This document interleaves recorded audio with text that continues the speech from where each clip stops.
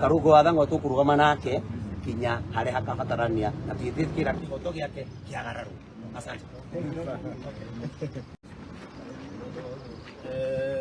Niĩ ndĩ gũkũ ngĩnyitanĩra na andũ mũno akuma Kiambu na kaunti ingĩ nĩgetha tuonanie kũnyita mbaru mũndũ gwĩtwo Senator Karugo Wathang'wa ũrĩa arĩ senator wa Kiambu kaunti ĩrĩa nyumĩte, na gwakwa Limuru niĩ Peter Mwathi kũrĩa nyumĩte Limuru nĩkuo kwarĩ na ngũĩ, na nĩngwenda kuga nĩ njũĩ Karugo ndariri ona hanini.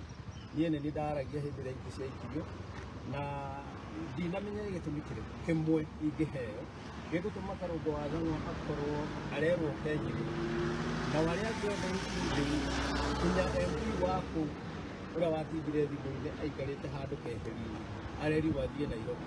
Ũguo nĩ kuonania Karugo arenda tarĩ kũherithio araherithio atwarwo kũraihu na nĩgetha ahane tegwĩtigĩra, no gũtirĩ mũndũ ũretigĩra, na nĩguo ngwenda kuga haha hatirĩ mũndũ ũgwĩtigĩra.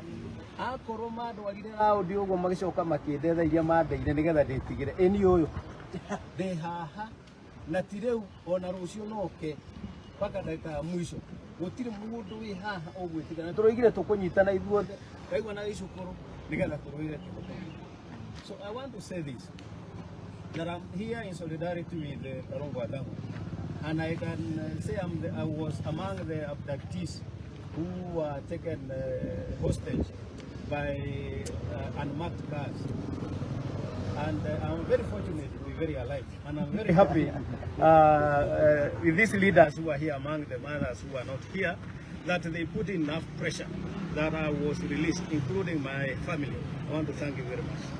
But what is important is to know that we are not going to stop fighting for the cause that we are fighting. All we did is to go for a funeral, and that funeral belongs to a hustler. And I thought the narrative, though I wasn't on that side, the narrative of the current president regime was that they are going to hold hustlers' hands and lift them. Now they are lifting them into the grave. So what I want to say, and you hear me clear, it doesn't matter how many people you are going to harass, but we shall stand strong. Hapa hakuna mapepo. Nilisikia jana mtu aliita watu mapepo, ati wale wanapinga Adani ni mapepo. Kwani nani alipeleka mjadala bunge na akasema ameondoa huo mjadala? Ni nani?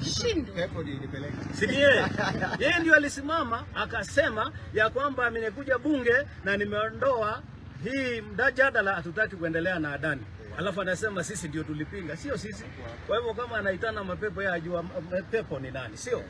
Alafu pia unajua Adani walisema kule Marekani ya kwamba Adani walikuwa na kashfa. Kwa hivyo kama anaita mapepo, nataka kuambia Donald Trump umeitwa pepo. Kwa hivyo wachunge sana, tuko na tutaendelea kuwa.